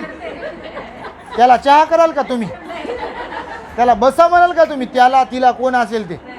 हां, तुम्ही विचारून तर पहा कपड्याच्या बाबतीत, हे कसं काय, कसं दिसते, ते असं पाहते. त्यानं बारीक तोंड केलं, खराब तोंड केलं, मला विचारावं की नाही, मी घेऊन गेलो असतो तिकडे, खराबच्या खराब आहे, लगेच खराब होते. त्यांच्या पाठीहून हात फिरवा वाटेल का आपल्याला. वाटेल का. नवरी नटली बिचारी, घंटाभर परेशान हो हो हो हो, आणि तिने विचारले कशी दिसते मी, आणि तिला जर म्हटलं त्यावेळेस मला सांगावं की नाही, मी त्या पार्लरवाल्या बाईला सांगितलं असतं किंवा मी करून दिलं असतं, तर ती म्हणेल का तुम्हाला, बस तूच माझ्या जागी. असं वाटतं का कोणाला असं. तर राजाला म्हणे तो की तू काहीच देऊ शकत नाही. म्हणाला काय म्हणे तुझ्याकडे. राजाला संताप आला. राजा म्हणे असा कसा बोलतो म्हणे, तू काय समजतो मला, तुझ्यासारखे कितीतरी लोक मी जगवू शकतो. राजानं असं म्हटल्यावर तो संन्यासी त्याला राजाला म्हणाला की बघ, मी यासाठीच आलो आहे की तुला तुझ्या रूपाचा, तुला तुझ्या धनाचा, सामर्थ्याचा लय अहंकार आहे हे मी ऐकलं होतं. मला तू असं काही दे की जे तुझं आहे. तर ते म्हणे माझं नाही तर कोणाचं आहे, माझं नाही तर कुणाचं आहे. तर त्यानं सांगितली हे धन दौलत हे सगळं काही माझंच तर आहे. ते म्हणे तुझं नाही आहे, हे वडिलोपार्जित आहे, हे तुझ्या बापाचं आजोबाचं पंजोबाचं आहे. त्यांनी तुला राजा बनवलं, आणि तुला जे काही संपत्ती येते का नाही, हे कर रूपात येते, टॅक्स रूपात, सर्वसामान्य जनतेकडून. तुझं कशाचं आलंय, तुझं काय हे सांग. तर राजा होता, थोडीफार असेल ना आपल्याकडे असायला पाहिजे, तरच आपण सुधरू शकतो. नसेल तर कोणही सांगून किती सांगो, उलटी घागर असते ना बापा. असे नसतात म्हणता का तुम्ही. इथं कोणी नाही, तुम्ही लय चांगले, तुमच्यासारखं तर कोणीच नाही. तर राजाचा गर्व एकदा हरण केला की संपत्ती तुझी नाही आहे, संपत्ती टॅक्स रूपात आलेली आहे आणि वडिलोपार्जित आहे. दुसरी गोष्ट सांगितलं, काय सांगितलं दुसरी गोष्ट, रूप नाही का. तर तो संन्यासी म्हणे की महाराज, ज्या रूपावरती तुम्ही गर्व करत आहात, अहंकार बाळगत आहात, हे रूप तुमचं नाही आहे, हे तुमच्या मातापित्याकडून प्राप्त झालं तुम्हाला. जर आई वडिलांनी तुम्हाला जन्मच दिला नसता तर कशाचं रूप आणि कशाचं काय. काय समजता तुम्ही स्वतःला की हे रूप माझंच आहे. अरे रूप तुमचं नाही आहे, तुमच्या आई वडिलांमुळे मिळालं. आता सचिन दापा गोरा गोमटा सुंदर हिरोसारखा आहे, मायबाप सुंदर आहे, तोही हिरो सुंदर आहे ना. कोणाची गोष्ट बापा, तर ती ओळखीच आहे म्हणून सांगतो तुम्हाला. तर आई वडिलांकडून मिळालं की नाही. हे का जन्मल्यावर कोणत्या कंपनीत गेला होता का क्रीम आणायला. हां, हे नाक चांगलं व्यवस्थित करून घ्यायला कोणत्या मशीनमध्ये गेला होता का. कोणाकडून प्राप्त झालं, माता पित्याकडून प्राप्त, परिवाराकडून प्राप्त झालं. ना हे जन्मच दिला नसता तर. नाक डोळे कान त्वचा जीभ हे जे काही प्राप्त झालंय, आवाज जे काही प्राप्त झालेलं असते आपल्याला, कोणाकडून प्राप्त झालेलं असते, माता पित्यांकडून आईवडिलांकडून प्राप्त झालेलं असते. आणि त्यामुळे राजाला तो संन्यासी म्हणे, महाराज काय रूपाचा गर्व करता म्हणे, कुठून आणलं तुम्ही रूप? तुम्ही आणलं का रूप? तुमचं रूप आहे? अरे तुम्हाला तर आईवडिलांकडून प्राप्त झालं म्हणे रूप. राजागार झाला. काय बोलू शकते? खरं बोलल्यावर तुम्ही बोलू शकता का? याच्यावर काय ऑप्शन आहे का? पर्याय आहे का? याच्यावर काही नाही आहे. राहिलं सामर्थ्य. माझ्याकडे खूप सामर्थ्य आहे. तर संन्यासी म्हणे, महाराज तुमच्या आईवडिलांनी स्वतःच्या पोटाला चिमटा घेऊन तुम्हाला खाऊ पिऊ घातलेला आहे. तुमची मालिश केलेली आहे. कोणतं कोणतं तेल लावून, माहीत आहे तेल लावून केली मालिश? आपल्याला सगळ्यांना केलेली असेल मालिश. करता का नाही तुम्ही मालिश? मालिश म्हणता त्याला, काय म्हणता? हात चोळ, पाय चोळ, डोकं चोळ, टाळू भरू भरू, टाळू भरू भरू, रडू रडू परेशान, तरी टाळू भरू भरू परेशान. आहे का नाही? हे कोण बनवलं? आपलं सामर्थ्य कोण आणलं आपल्यात? कोणी ते बनवलं? आई वडिलांनी आपल्या शरीराची काळजी घेतली. वेळेत आपल्याला दात येताना काय खायचंय काय नाही खायचंय, चालायला कसं शिकवायचंय, बोलायला कसं शिकवायचंय, मम्मी म्हणायचंय, आई म्हणायचंय, मामा म्हणायचंय, काय काय म्हणायचंय, झोपायचं कसं, उठायचं कसं, चालायचं कसं, बोलायचं कसं, खायचं कसं, कोणत्या हाताने खायचं, कोण शिकवलंय? सामर्थ्य कोणाकोण भेटलंय? नाम चीन चीज देतात हो मायबाप खायला लेकरांना. देत नाहीत का? गरीबातले गरीब असतील तरीसुद्धा माझ्या लेकराला खाऊ घालायचं म्हणते, माझ्या लेकराला आणायचं म्हणते, माझ्या पोराला पोरीला. करता ना तुम्ही? पाहतो ना आम्ही. करतात का नाही? मग सामर्थ्य कोणाचं आहे? खाऊ पिऊ कोणा घातलंय? रक्त कोणाचं आहे? पांढऱ्या पेशी लाल पेशी कोणाच्या? आई वडिलांच्या. हे म्हणते माझंच आहे म्हणते सामर्थ्य. मायबाप गेले कोणीकडं, हे म्हणते माझंच आहे म्हणते सगळं. अरे आहे काय बापू आपलं? आपलं काही नाही आहे. खरंच या जगात काही नाही आहे आपलं. काय आहे आपलं? मी नेहमी सांगतो, ज्या नोटला म्हणता तुम्ही ही नोट माझी, नोट माझी, नोट माझी, पावर काढून नोट. नोट तुमची आहे का? त्या कंपनीतून तुमच्याकडे आली का? कंपनीतून डायरेक्ट? अरे कोणकोणत्या दुकानातून, घाण घाण ठिकाणावरून, कोणकोणत्या घाणीतून ती नोट आपल्याकडे आलेली असते. ती कॉईन बंद आपल्याकडे आलेला असतो. मी नेहमी सांगतो, हे गळ्यात नाकात कानात जे सोनं घालता तुम्ही आणि ज्याचा अहंकार बाळगता, असं समजू नका की सोनारानं तुम्हालाच दिलंय. सोनं मोडायला जाता का नाही? जाता का नाही? नाकात घातलेलं, कानात घातलेलं, बोटात का हात कुठं कुठं घातलेलं राहते का नाही? मोडता का नाही? मोडल्यावर सोनार काय करते? काय करते? त्याला गरम करते, त्याचा आकार बदलते, त्याचा दुसरा दागिना बनवते, त्याच्या दुकानात ठेवते. ना आपण जातो, हां लय सुंदर दिसते, आणि घ्या. आपल्याला वाटते नवीन, पण ते खरंच नवीन असते काय? मग कोणाकडून कोणाकडं, कोणाकडून कोणाकडं. मी म्हणतो बा, ते कोणी मेलेल्या माणसाचं असू शकते. नसेल का? कशावरून नसेल? हां, आमची आई गेली म्हणतात बापा एवढे दागिने आहे, आमचे वडील गेले म्हणतात त्यांची अंगठी, त्यांचं काय काय म्हणतात का नाही? आता ते मोडून सोनाराकडे जात असेल आणि ते आपल्याकडून बायपास नाही येत असेल का नाही? आणि आपण त्यालाच वर काढू काढू, वर काढू काढू, कान खाजू खाजू म्हणता का नाही तुम्ही लोक? या जगात आपलं काहीच नाही. तुम्हाला असं ज्या आहाराचा विषय तुम्ही जर केला भोजनाचा, तो शेतकरी राब राब राबते शेतात, आणि त्याच्या अगोदर दुकानातून घेऊन येते ते बीज, घेऊन येते की नाही? त्या दुकानदाराचे हात लागण्याच्या अगोदर ज्यांनी ते बीज तयार केलंय त्याला काय काय केमिकल व लागून त्याचे हात लागले. त्याच्या अगोदर कोणीतरी शेतकऱ्याचे हात लागले, नंतर केमिकलवाल्या ते बॅग पॅकिंग करणाऱ्याचे हात, नंतर मग दुकानदाराचे हात, एका दुकानदाराकडून दुसऱ्याकडे तिसऱ्याकडे जाऊ जाऊ नंतर त्या गाडीवाल्याचे हात, गाडीवाल्याकडून गावात आलं, गावातून मग शेतकऱ्याकडे गेलं, शेतकऱ्याकडून पुन्हा बाया कामाला लावल्या, त्यांच्या हातात गेलं ते बीज, त्यांनी पेरलं. पुन्हा पेरता पेरता एखाद्या पक्षानं खाल्लं, खाऊन सोडून दिलं, वानर आलं त्यानं खाऊन सोडून दिलं, बकरी आली, जानवर आलं, काय काय आलं त्यानं खाल्लं, टाकून दिलं, त्याचा हात लागलाय, पाय लागलाय, लात लागली, पुन्हा ते काय करतात त्याला ते मळणी यंत्रामध्ये टाकतात, तिथं कामगार आले, त्यांचे हात लागले, पुन्हा ते गोणीमध्ये पोत्यात भरलं, ते मार्केटला नेलं, मार्केटमधून दुकानदाराकडून पुन्हा आपल्या घरी आलं, आपल्या घरून आपले हात लागल्यावर गिरणीत गेलं, गिरणीवाल्याचे हात लागले, ते पिठाला हात लागले, ते पीठ घरी आलं आणि नंतर ताटात मळलं आणि त्याच्या चपात्या बनवल्या. तर ते कोण बनवल्या नंतर आपल्या हातात आल्या आणि खाल्ल्या. सांगा तुम्ही, आपलेच हात लागले का याला? आता लागले का? खरं सांगा. म्हणून या जगात असं काही नाही की जे आपलंच आहे, फक्त म्हणण्यासाठी सांगण्यासाठी आपलं आहे, पण हकीकतमध्ये इथे आपलं काही नाही. हे राजाला त्या संन्याशाने सांगितलं आणि संन्याशाने सांगितल्यानंतर राजाचे खाडकंडोळे उघडले. कबूल केलं त्यानं. कबूल करावं लागतं. थोडंफार ज्ञान असेल तर आपण कबूल करणाऱ्यांच्या बाजूचे असतो, पण ज्ञान बिलकुलच नसेल, लयच अज्ञानी असेल तर आपण काहीच कबूल करणाऱ्यांपैकी नसतो. आणि म्हणून शिंदेताई, शिंदे साहेबांनी, सचिन दादाने आणि संपूर्ण परिवाराने आम्हाला बोलवलं. आणि केवळ आम्हालाच बोलवलं नाही तर तुम्हालाही बोलवलं, आणि काहींना तर बोलवलं नाही, आम्हीच बोलवलं.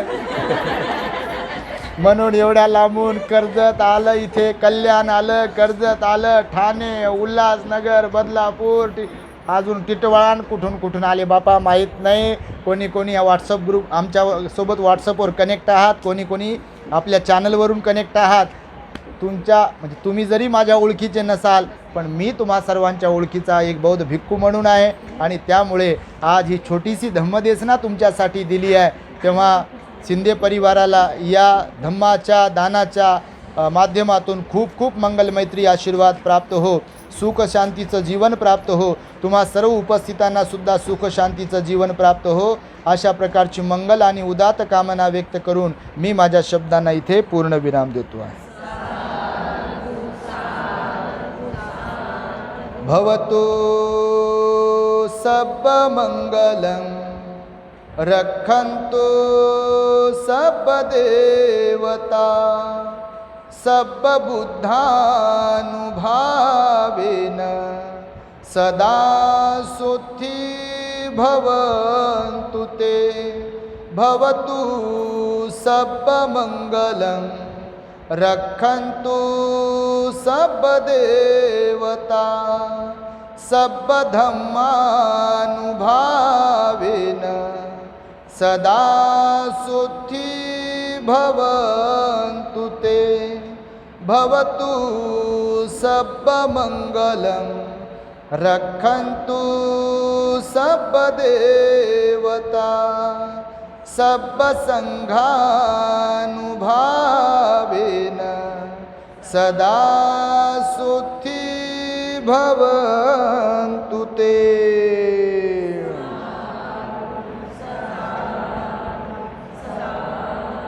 बुद्धं नमामि, धम्मं नमामि, संघं नमामि.